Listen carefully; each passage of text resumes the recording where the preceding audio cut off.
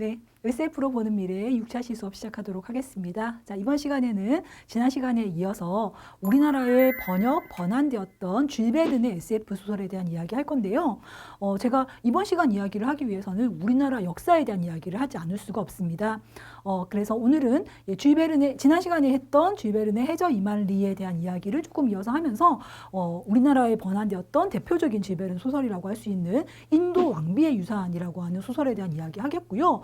그와 함께 우리나라에 왜 이 소설이 그토록 의미 있는 방식으로 읽혔는가, 번안되었는가라는 이야기를 하겠습니다. 자, 이 얘기를 하기 위해서는 우리나라의 개화기에 대한 이야기, 그리고 우리나라 일제강점기에 대한 이야기를 어쩔 수 없이 같이 좀 하도록 하겠습니다. 예, 지난 시간에 우리나라의 번안되었던, 번역이 뭐고 번안이 뭐냐? 번역은 원래 이제 외국 사람이 쓴 글을 그 원문 그대로 우리말로 옮기는 게 번역이고요.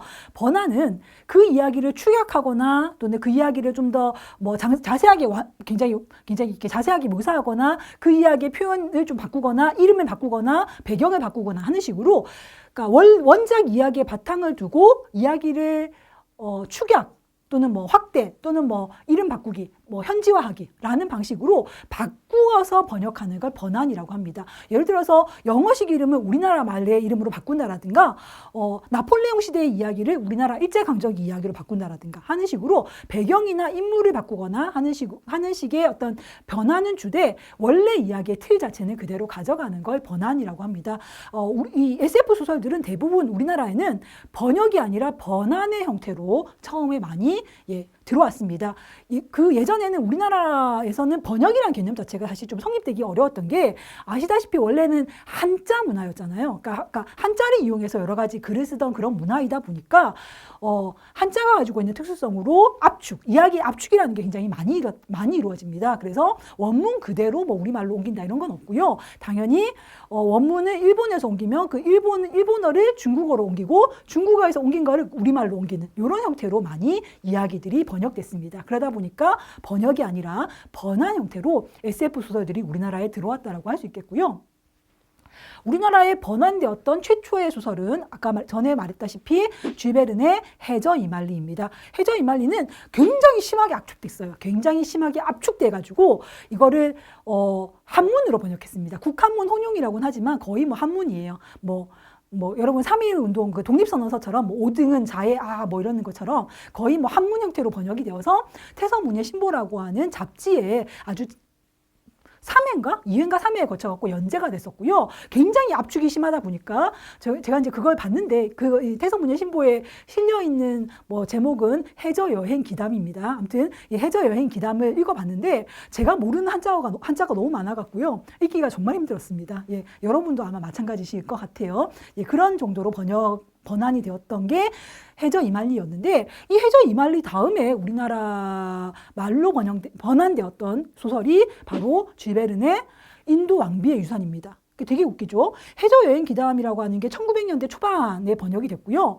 그다음에 이 인도 왕비의 유산이 우리말로 번안된 게 1907년이에요. 근데 이 인도 왕비의 유산은 우리나라에서는 철새계라는 제목으로 신소설로 번역이 됐습니다. 철새계, 신소설 아시죠, 여러분? 그 옛날 딱지본 소설 같은 그런 형태로 번안이 됐고요. 이해조라고 하는 대표적인 신소설 작가가 번안을 해서 책으로 엮었습니다. 제목이 철새계예요. 철새계. 근데 이 철새계의 원작이 줄 베른의 인도 왕비의 유산인 거죠. 자, 왜 줄 베른 소설이, 그 줄 베른 소설 중에서도 특히 그렇게 유명하지 않은 소설들이 우리나라에서는 먼저 번역되어서 왜 먼저 많은 사람들이 읽었는가? 오늘은 그 질문을 먼저 드리고자 합니다. 어떻게 보면 해저 이말리가 줄 베른의 대표적인 소설은 아니거든요. 줄 베른 소설의 가장 대표적인 소설 하면 뭐 여러분 아시다시피 15소년 표류기나 80일간의 세계일주 같은 그런 소설들이 얼마든지 있는데 왜 하필이면 해저 이말리가 먼저 번역됐을까? 먼저 번안됐을까? 마찬가지예요. 인도 왕비의 유산은 전혀 유명하지 않습니다. 실제 줄 베른 소설 중에서 유명한 소설 절대 아니에요. 여러분도 아마 인도 왕비의 유산은 읽어보지 않으신 분이 태반일 거예요. 근데 오늘날 우리도 안 읽는 그 소설을 왜 1907년에는 이걸 소설집으로 냈을까? 그러니까 딱 집은 소설, 시소설로 출판하기까지 했을까? 도대체 이 소설이 가지고 있는 매력이 뭐여서 우리나라 사람들이 그걸 읽을 수 있었을까라는 질문을 던지게 됩니다. 즉 쥐베르 소설 중에 이 두 소설이 가지고 있는 어떤 묘한 특징이 있을 거예요. 그 특징은 다 식민지라고 하는 거하고 연결되어 있습니다.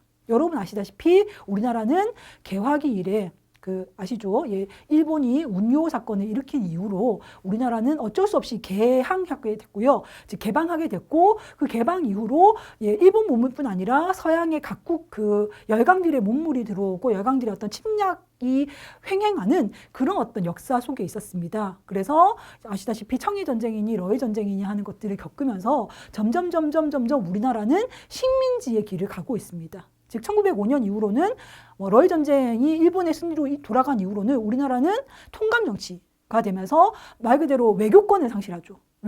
외국에 나가서 우리가 대한민국 사람이야 라고 얘기할 수 없는, 조선 사람이야 라고 얘기할 수 없는 외교권을 잃는 그런 상황에 돌입했고요. 그 이후로 1910년에 강제 병합됩니다. 즉 강제로 일본의 식민지가 되어가는 그런 어떤 불행한 역사적 상황 속에 있었습니다. 그런 상황 속에서 해저 이말리가 번역이 되고 그리고 인도 왕비의 유산이 번역이 돼요. 그런 상황, 역사적 상황, 식민지로 점점 변해가는 그런 역사적 상황이 아마 이 두 소설을 번역하게끔 만든, 번안해서 읽게끔 만든 어떤 요인으로 작용하지 않았을까라고 얘기할 수 있겠습니다.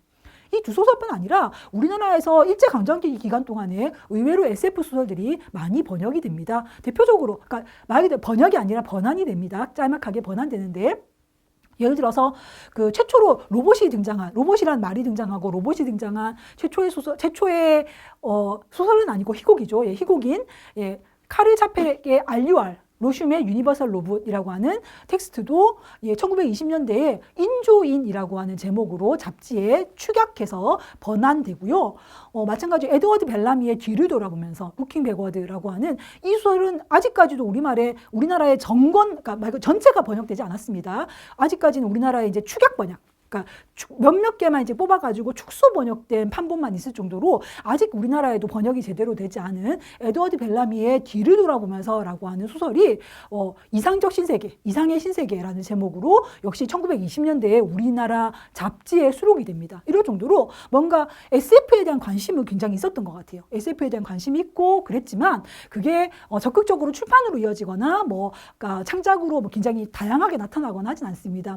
아시다시피 우리나라 최초의 창작 SF라고 하면 김동인의 K 박사의 연구입니다만 예, 우리는 그 작품을 다루진 않을 거고요. 어쨌든 일단 우리나라의 왜 줄베른의 그 많은 소설 중에서 해저 이말리와 그다음에 인도 왕비의 유산이라고 하는 그러니까 특히 인도 왕비의 유산 같이 잘 알려지지 않은 소설이 먼저 번안되었는가라는 질문을 바탕으로 해서 오늘 자세하게 그 소설들에 대한 이야기를 좀 해보도록 하겠습니다. 자, 아까 제가 그 해저 이말리 이야기할 때 해저 이말리의 주인공이 네모라고 하는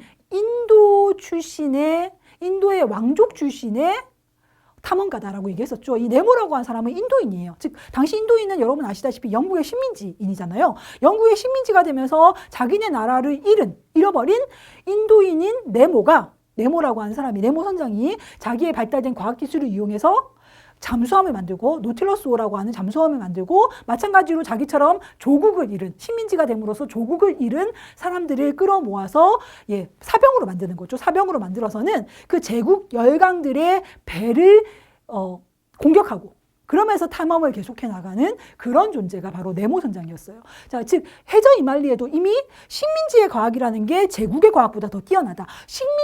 나라를 잃은 식민지인이 된다라고 하는 것이 얼마나 다른 사람을 고통스럽게 만드는가. 식민지인이라고 해서 과연 제국인들이 무시해도 좋은가. 식민지 사람이라고 해서 과연 과학기술이 발달하지 않았을 것인가와 같은 그런 질문들을 해저 이말리가 던지고 있다고 얘기할 수 있겠죠. 즉 해저 이말리 속에 이미 식민지 사람이라도 얼마든지 발달된 과학기술을 가질 수 있고 식민지인이지만 우리가 공격해가지고 제국을 물리칠 수도 있어 라고 하는 감각이 들어가 있어요. 그러다 보니까 우리나라 사람들 입장에서도 보면 되게 재밌었겠죠. 다시 점점 식민지가 되어가는 우리나라 상황에서도 봐도 우리가 절대 꿀릴 필요 없어. 우리도 네모선장처럼 발달된 과학기술을 가질 수 있어. 라고 하는 어떤 생각들을 줬을 거예요. 자, 마찬가지입니다. 인도 왕비의 유산 역시도 그런 측면이 좀 들어갑니다. 자, 인도 왕비의 유산은 1879년, 즉 19세기 후반에 쓰여진 소설입니다. 쥐베른이라는 작가 자체가 19세기 후반부터 20세기 초반에 걸쳐서 여러 작품들을 발표한 작가이다 보니까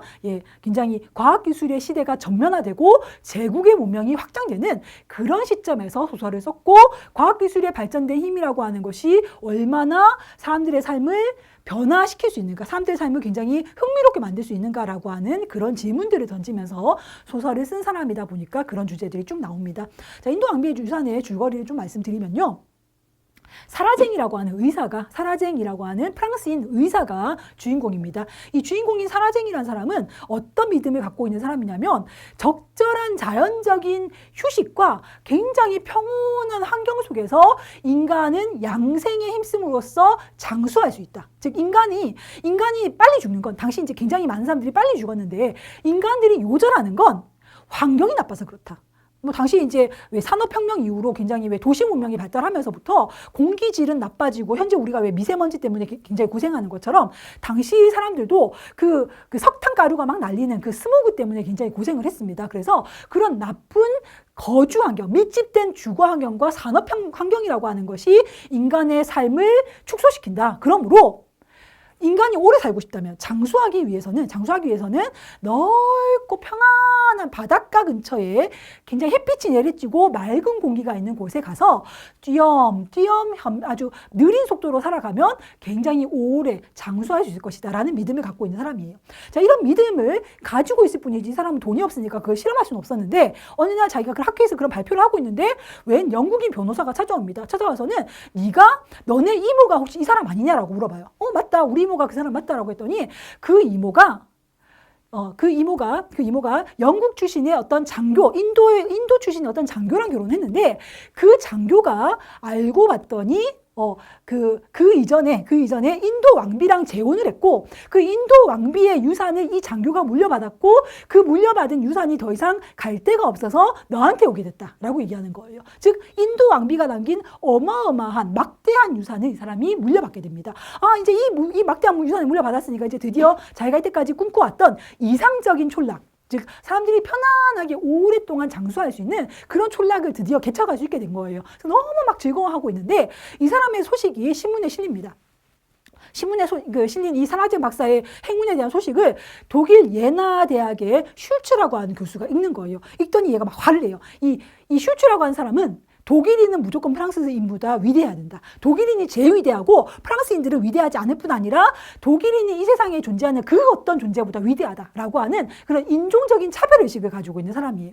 이 슐츠 교수는 독일 예나 대학의 화학과 교수인데 굉장히 화학적인 지식이 발달한 사람인데 이 사람이 그 신문을 읽고는 잘 따져보니까 자기도 역시 마찬가지로 그 영국 장교의 친척인 거예요, 자기도. 그래서 자기가 그 영국 변호사를 찾아갑니다. 찾아가서는 나도 그 사람 친척이다. 그러니까 인도 왕비의 유산은 나한테도 나눠줘야 된다라고 주장을 해요. 변호사가 따져보니까 맞는 얘기예요. 그래서 결국 인도 왕비의 그 큰 유산은 둘로 나뉩니다. 둘로 나뉘어서 하나는 사라쟁 박사에게, 하나는 슐츠 교수에게 이렇게 둘로 나뉘어서 주게 됩니다. 자, 슐츠 교수는 뭔가 음흉한 어떤 모습으로 이 사라쟁 박사의 모습을 바라보면서 나는 반드시 사라쟁 박사를 파멸시키겠다. 라는 그런 결심을 하게 돼요. 도대체 왜 슐츠 교수가 사라쟁 박사를 파멸시키고 싶어 하는지 몰라요. 독일인을 최고해야 된대요. 아무튼 그런 이유로 막 굉장히 음험하게 바라봐요.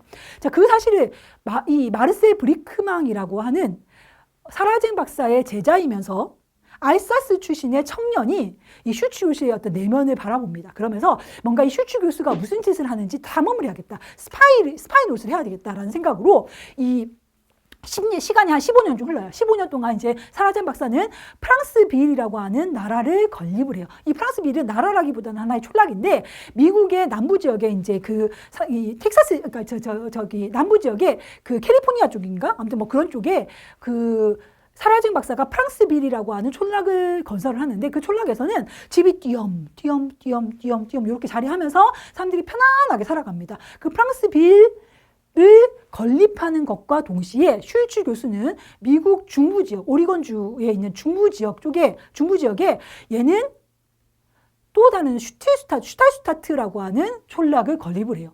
이 슈탈슈타트는 광산 도시예요. 그러니까 광산을 계속해서 채굴을 하는 거예요. 광산 채굴을 해가지고 그 채굴된 광물들을 이웃 도시에다가 수출을 해요. 그래가지고 엄청나게 돈을 버는 거죠. 그 돈을 벌어서는 그 돈을 가지고 어떤 무기를 개발을 해요. 아주 음흉한 무기를 계속해서 개발하고 있습니다. 이 슈츠구스가 이 무기를 개발하는 이유는 이 무기를 가지고 프랑스비를 공격하기 위함이에요. 자, 이렇게 슈츠구스가 어마어마한 돈을 가지고 그러니까 광물을 팔아가지고 돈을 모아서는 그걸로 프랑스비를 공격하려고 한다라고 하는 걸 누가 알려주느냐? 마르셀 브리크망이라고 하는 청년이 알려줘요. 즉, 그동안 이 청년은 슈츠구스가 만든 이 슈티슈타트에 의도적으로 잠입해가지고는 이곳에서 무슨 일이 일어나고 있는가를 계속해서 탐험을 한 거예요. 탐지를 하고 탐지하면서 드디어 최후로 슈츠구스가 정말 프랑스비를 공격할 수 있는 폭탄을 무기 이제 어떻게 보면 로켓이라고 할 수 있는 그런 폭탄을 만들고 있다라는 걸 얘가 알고는 도망쳐 나와요.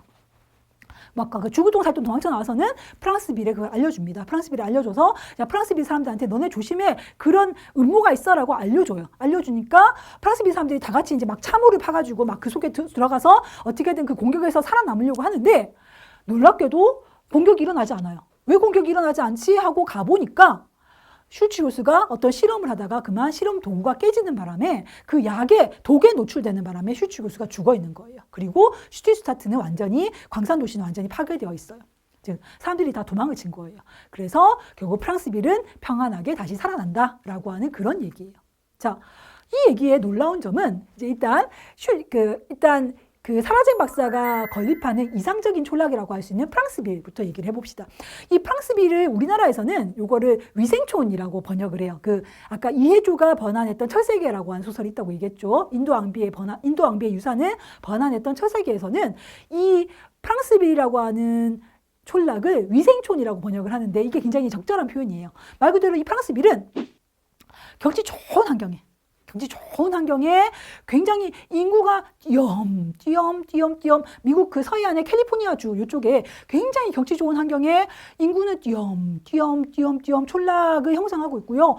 집에는 하나같이 다 꽃을 가꿔요. 그리고 굉장히 깨끗하게 청소를 하고 바람은 계속해서 통하고 거기에다가 사람들은 다 직업이 있어요. 나름대로 나는 뭐 푸주간, 나는 뭐 꽃집, 나는 뭐 무슨 집 해가지고 다 직업을 가지고 있어요. 단 그 직업하는 그 노동이 절대 위험하거나 굉장히 뭐 비위생적인 노동이 아니고요. 다들 생필품과 연결되어서 거래하는 그런 노동을 해요. 그러니까 다 나름대로 직업은 다 가지면서 동시에 굉장히 편안하게 휴식도 취할 수 있고 위생적으로 살아갈 수 있는 그런 곳이에요. 굉장히 시민의식이 발달하는 거죠. 시민의식이 발달하고 공공공간이든 내 집 공간이든 다 깨끗하게 쓰고 아름답게 꾸미고 그렇게 살아가는 곳이에요. 평화롭고 이상적이면서 굉장히 느린 호흡으로 자연과 함께 호흡하는 그런 공간입니다. 그런 공간은 프랑스빌 있는 거예요. 이 프랑스빌은 따라서 어떻게 보면은 위생적이면서 자연 친화적이면서 동시에 취향도 살릴 수 있는 그런 이상적인 낙원이라고 얘기할 수 있는 자유로운 시민들이 모여 사는 낙원이라고 할 수 있는 그런 공간입니다. 자, 이런 공간이 독일 슐츠 교수에 의해서 파괴될 가능성이 있는 거죠. 어떻게 보면 이 독일의 위협에 맞서서 자유로운 프랑스인들이 세울 수 있는 이상향이라고 할 수 있는 게 프랑스빌입니다. 이름부터가 프랑스빌. 뭐 프랑스 사람의 이상향 뭐 이런 의미가 좀 들어가죠. 반면에 슈츠구스가 만든 그 촌락은 절대 이상촌은 아니에요. 연철촌이라고 번역을 합니다. 우리나라에서는 연철촌, 즉 철과 납을 개발하는 공간, 납과 철을 만들어내는 공간 뭐 이런 의미로 사용되죠. 즉 말 그대로 파괴적인 무기를 만들어내는 공간이면서 동시에 납과 철을 만든다는 건 결국에는 석탄 문명이죠. 석탄과 같은 석탄이나 아연이나 이런 광물들을 캐는 광산촌이에요. 광산촌이니까 당연히 노동 환경이 대단히 열악하죠. 그래서 그 열악한 노동 환경을 유지하기 위해서 인종차별이 있어요. 그래서 흑인이라든가 중국인이라든가 이런 존재들은 아무리 일을 잘해도 말 그대로 제일 말단에 있어요. 제일 말단에 있고요. 위로 올라갈 수 있는 거는 백인이거나 백인 중에서도 독일인이어야 돼요. 이런 식으로 철저하게 인종차별적이면서 신분차별적인 그런 곳이 바로 연철촌 슈테슈타트입니다. 이 슈테슈타트는 따라서 독일인이 만들어내는 최악의 디스토피아라고 얘기할 수 있는 그런 공간입니다. 자, 이런 공간이고 그 공간에 따라서 굉장히 공기가 나빠요. 탁해요. 강산도시니까 굉장히 공기가 탁하고 하나같이 다 그 광물들을 생산해서 광물들을 수출해서 그거 가지고 무기를 제조하는 침략적이고 파괴적인 그런 과학기술 문명을 대변하는 공간이라고 얘기할 수 있겠습니다. 즉 과학기술이라고 하는 게 어떻게 보면 양생, 굉장히 건강하게 오래 사는 그런 장수하는 촌락을 만드는 데도 도움이 되지만 연철총같이 문명을 파괴하고 평화를 파괴하는 그런 기술로도 응용될 수 있다라고 하는 게 바로 이 슈탈트를 통해서 알려지는 게 아닐까라고 얘기할 수 있겠습니다. 그래서 이제 억압적이고 파괴적인 도시, 슈츠 교수가 만들어낸 그런 도시라고 얘기할 수 있겠는데요. 자, 이 두 도시를 연계하는 존재가 마르셀 브리크망이라고 하는 건 굉장히 독특한데, 이 마르셀 브리크망이 아까 제가 뭐라고 그랬죠? 알사스 지방의 청년이라고 얘기했습니다. 이 알사스라고 하는 이 지역은 굉장히, 알사스와 로렌이라고 하는 이 지역은 굉장히 독특한데, 그게 뭐냐면 그 19세기에 보부 전쟁이라고 하는 전쟁이 있어요. 보부 전쟁, 프로이센 프랑스 전쟁이에요. 프로이센 프랑스 전쟁이라고 하는 보부 전쟁이라고 하는 전쟁이 있었고요. 이 보부 전쟁에서 승리한 게 프로이센, 즉 독일이에요. 독일에서 비스마르크라고 하는 굉장히 위대한 아무튼 위대한 영웅이 나타나서는 이 프로이센 프랑스 전쟁을 승리로 이끌어요. 프랑스가 결국 그 전쟁에서 패배하는 바람에 식민지로 알사스하고 로렌을 내주게 돼요. 즉 알사스하고 로렌은 원래 프랑스였는데 그 전쟁에서 패배하는 바람에 독일의 식민지가 된 거예요. 근데 그걸 이제 그 바탕으로 한 유명한 소설이 바로 알퐁스 도데의 마지막 수업이라는 소설입니다. 여러분 뭐 아마 들어보셨을 거예요. 이 마지막 수업 보면 어린아이인 내가 그날도 수업에 늦은 거예요. 그래서 수업에 늦어갖고 막 헐레벌떡 뛰어가니까 사람들이 다 너 오늘도 수업 늦으면 어떻게 빨리 가라고 얘기하는 거예요. 그래서 오늘 무슨 일이 있지? 그러면서 천천히 어쨌든 내가 수업에 들어가 보니까 문을 들으려고 내가 수업에 들어가 보니까 마을 사람들이 다 우리 교실에 들어와 있어요. 그래서 내가 왜 이러지? 그러니까 갑자기 어떤 담임선생님이 넌 오늘도 늦었구나, 자리에 앉아라 라고 하면서 하는 말이 오늘 우리의 마지막 프랑스어 수업입니다 라고 얘기하는 거예요. 즉 바로 그 지역이 알사스 지역입니다. 즉 알사스가 독일의 식민지가 됨으로써 더 이상 프랑스어를 쓸 수 없고 프랑스어 교육을 할 수 없는 그런 상황이 된 거예요. 자, 이 이야기는 여러분 우리나라 일제강점기하고 바로 통하죠. 우리나라도 일제강점기가 되면서 특히 일제강점기의 그러니까 후기로 가면 갈수록 한국어를 쓰는 것, 우리말을 쓰는 것이 금지되고 우리말 수업이라는 게 사라지고 일본어 수업만 남게 되는 그런 어떤 상황들을 겪었습니다. 그것처럼 이 알사스라고 하는 건 식민지인이 겪어야 할 어떤 차별, 식민지인이 겪는 어떤 갈등, 민족적 갈등 이런 것들을 대변하는 게 알사스 지역인데 이 인도 앙비의 유산에서 마르셀 브리크망이라고 하는 식민지 출신의 청년이 활약을 해서 결국에는 프랑스 비리 승리로 끝난다라고 하는 것은 결국 어떤 점에서 보면 과학이라고 하는 것이 정말 국경을 초월한 것이 될 수 있는가라는 질문을 우리에게 던지게 됩니다. 과연 과학기술의 발전이라고 하는 건 누구에게나 평등하게 주어지는 것일까요? 누구나 평등하게 과학기술의 발전의 산물을 누릴 수 있고 이 과학기술의 발전을 통해서 누구나 평등하게 행복해질 수 있는 걸까요? 혹은 과학기술의 발전은 식민지를 침략으로 식민지를 개척해내고 이 식민지 사람들을 괴롭히는 그런 기술인 건 아닐까요? 어떻게 보면 슐츠 교수가 만들어낸 그 과학기술, 화학적인 과학기술이라고 하는 건 무기 제조이고요. 이 무기 제조란 결국에는 다른 나라를 침략하는 기술입니다. 식민지를 만들어내는 기술이라고 얘기할 수 있죠. 결국 어떻게 보면 이런 과학기술의 발전, 19세기 과학기술의 발전이란 최단 항로의 개척처럼 식민지를 개척해내고 파괴해버리는 그런 기술은 아닌가라고 하는 질문을 우리가 던지게 된다라고 할 수 있겠습니다. 결국 과학기술의 발전이 긍정적으로 가려면 프랑스 빌처럼, 왜 프랑스 빌인지 아시겠죠? 지베른이 프랑스 사람이니까 프랑스 사람인 지베른 입장에서는 이상적인 악어는 프랑스 빌이에요. 반면 독일인은 프랑스를 침략한 나쁜 놈들인 거죠. 그러다 보니까 결국 독일을 악역으로 만들었다라고 할 수 있겠습니다. 반면에 결국에는 그런 과학기술이 그런 긍정적인 기술로도 쓰일 수 있겠지만 부정적인 기술로서 어떻게 보면 상품을 계속해서 만들어내고 발전된 과학기술을 이용해서 상품을 계속해서 만들기 위해서는 원료도 가져와야 되니까 식민지가 필요하고요. 그렇게 해서 만든 상품을 팔아야 되니까 상품의 또 시장으로서도 식민지가 필요합니다. 어떻게 보면 원료를 침탈해 오면서 상품을 파는 시장으로서 식민지가 필요했고 그런 식민지를 강제적으로 병합하기 위해서 만들고 이용할 수 있었던 것이 침략적인 과학기술은 아니겠는가라고 설명할 수 있겠습니다. 어떻게 보면 우리가 이른 개화기에 그 인도 앙비의 유산이라고 하는 쥐베른의 소설이 번안되어서 읽힐 수 있었던 배경에는 결국 과학기술이라고 하는 것이 식민지를 만들어내고, 그러나 그 식민지인이지만 우리가 과학기술을 보다 침략적인 방식이 아니라 올바른 방식으로, 다른 방식으로 활용할 수 있지 않겠는가라고 하는 그런 믿음을 우리에게 약간 심어줬던 그런 어떤 역할을 했기 때문에 이 소설이 우리에게 좀 재미있는 읽을거리로 읽힐 수 있지 않았을까라고 얘기할 수 있겠습니다. 이 철새개라고 하는 소설은 1907년에 우리나라에 번안됨으로써 딱지본 형태로 많이 전파되었다라고 이야기합니다. 그뿐 아니라 우리나라에는 굉장히 많은 과학소설들이 그 이후에도 번안되었다라고 얘기할 수 있겠습니다. 자, 이렇게 해서 오늘은 줄 베른의 인도 왕비의 유산이라고 하는 소설을 중심으로 해서 과학기술은 누구에게나 보편적으로 도움이 되는 기술일 수 있겠는가? 과학기술이 다른 존재를 차별하거나 침략하는 도구는 아닌가라고 하는 과학기술의 부정적인 측면에 대해서 이야기해 봤고요. 이런 부정적인 기술이 아니라 긍정적인 기술이 되기 위해서 과학기술은 어떠해야 되는가라는 질문을 마지막으로 던지면서 오늘 수업은 마무리하도록 하겠습니다. 네, 감사합니다.